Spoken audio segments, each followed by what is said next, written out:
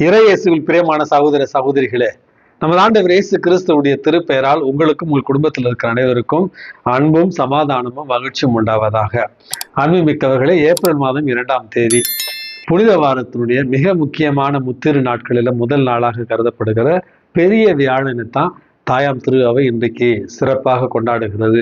அன்பு மிக்கவர்களே, பெரிய வியாழன் என்று சொன்னாலே இது ஒரு முப்பெரும் விழா என்று தான் நம்ம புரிந்து கொள்ள வேண்டும்.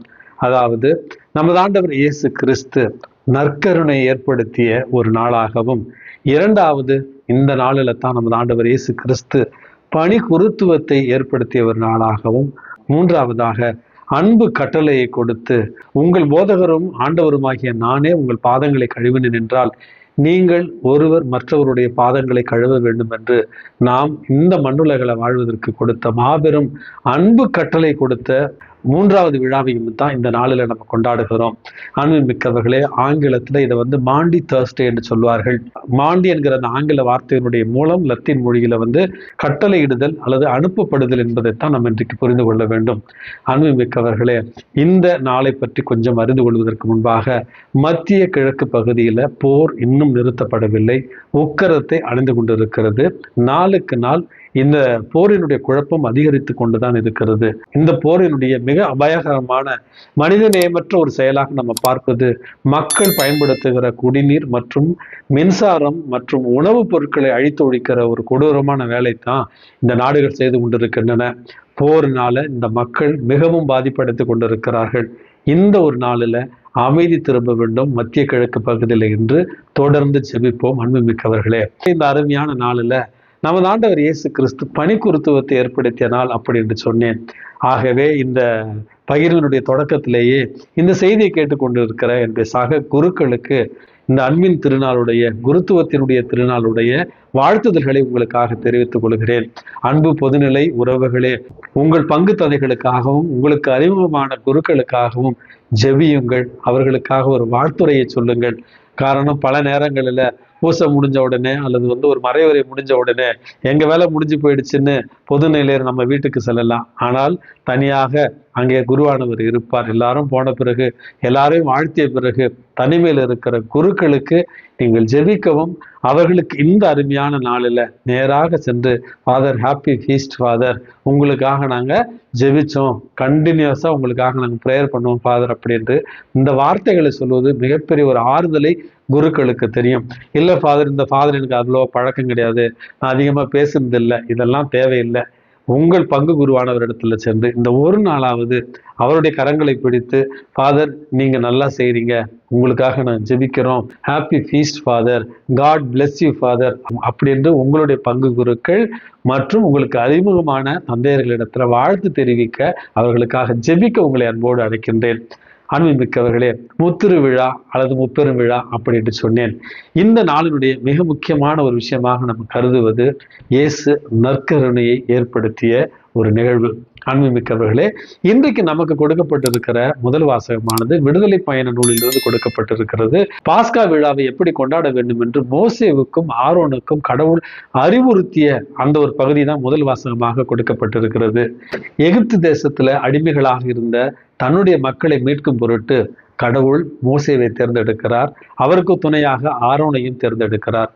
இப்படியாக பல முறை மோசே மக்களுக்காக பார்வோனிடத்துல மன்றாடி கேட்கிற நேரத்துல பல முறை அவர்களை ஏமாற்றி விடுகிறான். கடைசியில ஆண்டவரே முன்வந்து தன்னுடைய மக்களுடைய அழுகுறைகளை கேட்டு அவர்களை மீட்டெடுக்கும்படியாக அவர் இறங்கி வருகிறார். அந்த தேர்ந்தெடுக்கப்பட்ட நாள் பாஸ்கா என்று அழைக்கப்படுகிற நாள், கடத்தல் என்று சொல்லப்படுகிற அந்த ஒரு நாள், வருடத்தினுடைய தலையாய ஒரு மாதமாகவும் அந்த வருடத்தினுடைய மிக முக்கியமான ஒரு மாதமாகவும் மக்களை ஆண்டவர் கடந்து செல்லுகிற அந்த ஒரு நாளாகவும் தான் பாஸ்கா பெருவிழாவாக கொண்டாடப்படுகிறது. அன்பு மிக்கவர்களே, இந்த பாஸ்கா பெருவிழா எப்படி கொண்டாடப்பட வேண்டும் என்பதைத்தான் இன்றைய முதல் வாசகம் மிக தெளிவாக சொல்லுகிறது. எல்லோரு வீட்டிலுமே ஒரு செம்மறியாடு அல்லது வெள்ளாட்டு கிடாய் ஒரு ஆண்டு மட்டுமே நிறைவடைந்த அந்த வெள்ளாட்டு கிடாயை அவர்கள் நெருப்புல வாட்டி உண்ண வேண்டும். இடுப்பில் கச்சையை கட்டி கொண்டு அவர்கள் இந்த உணவை உண்ண வேண்டும். காலணிகளை அணிந்து கொண்டு அவர்கள் இந்த உணவை உண்ண வேண்டும். கைத்தடிகளை பிடித்து கொண்டு அவர்கள் இந்த உணவை உண்ண வேண்டும். கசப்பு கீரையோடு அவர்கள் இந்த உணவை உண்ண வேண்டும். அவசரமாக இந்த உணவை அவர்கள் உண்ண வேண்டும் என்கிற ஆண்டவர் இஸ்ரேல் மக்களுக்காக பழி தீர்க்கின்ற ஒரு நாளாகத்தான் இதை நம்ம பார்க்கிறோம். அன்புமிக்கவர்களே, எகிப்து தேசத்தில் உள்ள தலைப்பேரான பிள்ளைகளை கொன்றொழித்து இஸ்ரேல் மக்களை மீட்டெடுத்த நாள் தான் இந்த பாஸ்கா விழாவாக ஆண்டுதோறும் அவர்கள் கொண்டாட வேண்டும். அவர்களுடைய வாழ்க்கையினுடைய மிக முக்கியமான ஒரு நியமமாக இதை அவர்கள் வைத்திருக்க வேண்டும் என்பதுதான் கொடுக்கப்பட்டிருக்கிறது. இந்த பாஸ்கா, இந்த கடத்தல் என்பது செம்மறி ஆட்டினுடைய இரத்தங்கள் தோய்க்கப்பட்ட வீடுகள் அனைத்தும் ஆண்டவரால் கடந்து செல்லப்படும் அப்படிங்கிற அந்த ஒரு செய்தியையும், அவர்கள் அவசரமாக இந்த பயணத்தை மேற்கொள்ள வேண்டும் என்பதையும், அதே நேரத்தில் அவர்கள் பட்ட துன்பத்தை கசப்பு கீரைகளை உண்பதன் வாயிலமாக அவர்கள் நினைவு கூற வேண்டும் என்பதையும் தான் இந்த பாஸ்கா அவர்களுக்கு உணர்த்துகிறது.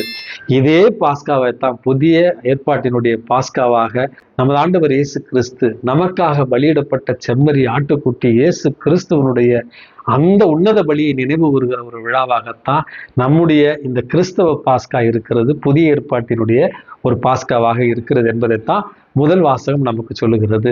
இரண்டாவது வாசகம் திருத்தூதர் பவுல் எழுதிய திருமுகத்திலிருந்து கொடுக்கப்பட்டிருக்கிறது. அந்த இயேசுனுடைய அந்த பலியை நினைவு கூறுகிற அந்த ஒரு நிகழ்வை தான் இரண்டாவது வாசகத்துல நம்ம வாசிக்கிறோம். நம்முடைய திருப்பலியில அன்றாடம் நம்ம பயன்படுத்துகிற அந்த வசீகர ஜெபம் இந்த பகுதியிலிருந்து தான் எடுக்கப்பட்டிருக்கிறது. ஆண்டவருடைய அந்த இரவு உணவை நமக்கு நினைவு கூறுகிற வார்த்தைகளாக இரண்டாவது வாசகம் இருக்கிறது. நற்செய்தி வாசகத்துல, யோவான் நற்செய்தியில, உலகில் வாழ்ந்த தமக்குரியோர் மேல் அன்பு கொண்டிருந்த அவர்கள் மேல் இறுதி வரையும் அன்பு செலுத்தினார். யோவான் 13:1. இதுதான் இன்றைய நாளினுடைய மைய கருத்தாக நான் பார்க்கிறேன். அப்படி என்றால் அன்புமிக்கவர்களே, நற்கருணையை ஏற்படுத்திய அந்த ஒரு நிகழ்வைத்தான் இன்றைக்கு நம்ம முதலில் நினைவு கூறுகிறோம். அன்புமிக்கவர்களே, இந்த உலகத்துல உணவு மட்டுமே அனைவருக்கும் பொதுவானது. உணவு மட்டுமே காணக்கூடிய ஒரு பொருளாக இருந்தாலும், நாம் உண்ட பிறகு நம்முடைய உடலினுடைய உயிராகவும், நம்முடைய உடலினுடைய ஆற்றலாகவும், இரத்தமாகவும், உயிராகவும் மாறிப்போகிற ஒரு தன்மையை கொண்டிருப்பது உணவு. அதனால தான் இயேசு எளிமையான தற்கையளிப்பு என்று நம்ம சொல்லுகிற, தன்னையே கையளித்த, தன்னை உணவாக கொடுக்கிற இந்த ஒரு அடையாளத்தை நமக்கு விட்டு சென்றிருக்கிறார். அதனால தான் கத்தோலிக்க திரு அவையில இந்த நற்கருணை என்பது அவ்வளவு உன்னதமாக கருதப்படுகிறது. அப்படி என்றால் நற்கருணை என்பது கத்தோலிக்க திரு அவையினுடைய அடிநாதம் என்று அழைக்கப்படுகிறது. ஒவ்வொரு திருப்பலியும் இந்த கிறிஸ்தவ வாழ்வினுடைய வழிபாட்டு கொண்டாட்டத்தின் ஊற்றும் உச்சமும் என்று அழைக்கப்படுகிறது. இந்த நற்கருணை வழிபாட்டை போல கத்தோலிக்க திரு அவையில வேறு எந்த வழிபாடும் இணையாக வருவதில்லை. அன்பிமிக்கவர்களே, இப்படிப்பட்ட உன்னதமான ஒரு அருட்சாதனத்தை தான் நமது ஆண்டவர் இயேசு கிறிஸ்து இன்றைக்கு நமக்காக விட்டு சென்றிருக்கிறார். அந்த நற்கருணையை நினைவு கூறுகிற ஒரு நாளாகத்தான் இந்த நாளை இன்றைக்கு நம்ம கொண்டாடுகிறோம். இறைவனுக்கு நன்றி சொல்லுவோம். அவரையே நமக்கு உடலாகவும் ஆன்ம பானமாகவும் கொடுத்து சென்றிருக்கிற அவருடைய பெரும் கருணைக்காக நன்றி சொல்லுவோம். அவரை உட்கொள்கிற அந்த பாக்கியத்திற்காக நன்றி சொல்லுவோம். ஒவ்வொரு நாளும் அந்த நற்கருணையின் மூலமாக நிலை வாழ்விற்கான உறுதியை பெற இறைவன் நம்மை தூண்டுவாராக. இரண்டாவதாக, இன்றைக்கு நாம் கொண்டாடுகிற இரண்டாவது முக்கியமான ஒரு விழா என்பது நமது ஆண்டவர் இயேசு கிறிஸ்து பணிக்குருத்துவத்தை ஏற்படுத்திய ஒரு நாள். மத்தேயு 16வது அதிகாரத்துல, பேதுரு நீ பாறை, உன் மீது என் திருச்சபையை நான் கட்டுவேன். மண்ணுலகில் நீ அனுமதிப்பதெல்லாம் விண்ணுலகிலும் அனுமதிக்கப்படும். மண்ணுலகில நீ நிராகரிப்பது விண்ணுலகத்திலும் நிராகரிக்கப்படும் என்பதையும், விண்ணுலகத்தினுடைய திறவுகோள்களை உன் கைகளில் ஒப்படைத்திருக்கிறேன். பாதாளத்தின் வாயில்கள் அது மீது வெற்றி கொள்ளா அப்படி என்று சொல்லி கத்தோலிக்க திரு அவருடைய குருத்துவத்தை, பணி குருத்துவத்தை திருத்துவர் பேதுரு மூலமாக கொடுத்து, இன்றைக்கு இத்தனை ஆண்டுகள் கழித்தும் இந்த பணி குருத்துவம் கத்தோலிக்க திரு அவருடைய மாபெரும் செல்வமாக இருக்கிறது. கடவுளுக்கும் மனிதருக்கும் திருப்பலியின் வாளாக அருட்சாதனங்களை கொண்டாடுவதன் மூலமாக குருக்கள் ஒரு இணைப்பாளர்களாக இருக்கிறார்கள். அன்புமிக்கவர்களே, அந்த பணி குருத்துவத்தை ஏற்படுத்திய ஒரு நாளாகவும் இந்த நாளை நம்ம கருதுகிறோம். இந்த அருமையான நாளில் குருக்களுக்காக ஜெபிக்கவும், குருக்களை பாதுகாக்கவும் பராமரிக்கவும் நம்ம உறுதியேற்போம். குருக்கள் எல்லோருமே அர்ச்சிக்கப்பட்டவர்கள் தான்.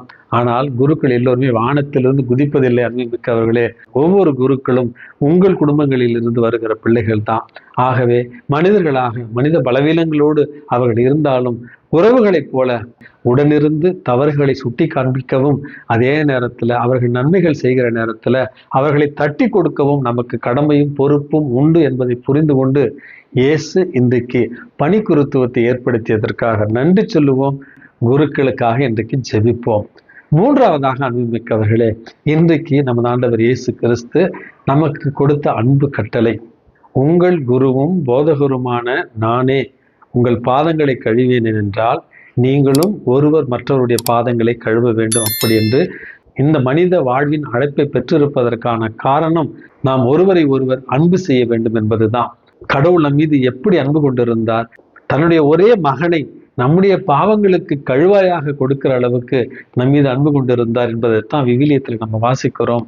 நற்கருணை, பணிக்குருத்துவம் நம்மை அடுத்த நிலைக்கு கொண்டு செல்வது நம்முடைய இந்த மனித வாழ்வில் ஒருவரை ஒருவர் அன்பு செய்து பணி வாழ்வில் ஈடுபட்டு வாழ்வதற்காகத்தான். இயேசுவே தன்னுடைய உடலை நற்கருணையாக நமக்கு பகிர்ந்து கொடுத்திருக்கிறார். இயேசுவே மற்றவர்களுக்கு நாம் எப்படி உதவி செய்ய வேண்டும், மற்றவர்களுக்கு நாம் எப்படி பணி செய்து வாழ வேண்டும் என்பதையும் நமக்கு அடையாளமாக கொடுத்திருக்கிறார். அப்படி என்றால் இந்த மண்ணுலகில் வன்முறைகள் நிறைந்திருக்கிற இந்த ஒரு காலச்சூழல்ல, போர்கள் நிறைந்திருக்கிற இந்த ஒரு காலச்சூழல்ல, சுயநலம் நிறைந்திருக்கிற இந்த ஒரு காலச்சூழலில், போட்டி பொறாமை சூழ்ந்திருக்கிற இந்த ஒரு காலச்சூழல்ல, மனிதன் கொஞ்சம் கொஞ்சமாக வன்முறையால் அழிந்து கொண்டு இருக்கிற இந்த ஒரு காலச்சூழலை தான் அவர் நமக்கு கொடுக்கிற அன்பு கட்டளை என்பது. அன்பால் மட்டுமே இந்த உலகத்தை நம்மால் மாற்ற முடியும். அன்பு மிக்கவர்களே, ஐசக் என்கிற ஒரு குருவானவர், சேசு சபை குருவானவர், அவர் அமெரிக்க பழங்குடியினத்து மக்களிடத்துல பணி செய்த நேரத்துல அவருடைய கரங்களை நசிக்க அவரை துன்புறுத்தி மறுபடியும் வத்திக்கானுக்கு அனுப்பி விடுகிறார்கள். அப்பொழுது அவர் வாழ்ந்த அந்த ஒரு காலகட்டத்துல ஒரு சட்டம் இருந்தது. குருக்களுடைய கைகள் அங்கஹீனமாக அல்லது குறைபாடோடு இருந்தால் அவர்கள் திருப்பலியை நிறைவேற்ற முடியாது என்று. அப்பொழுது மிக வருத்தத்தோடு அப்பொழுது இருந்து திருத்தந்தை 8ஆம் அர்பன் அவர்களிடத்துல, திருத்தந்தையே, நான் திருப்பலி ஆற்ற முடியுமா, என் கரங்கள் இரண்டும் நசுக்கப்பட்டு குறைபாடோடு இருக்கிறது அப்படின்னு சொன்னாராம்.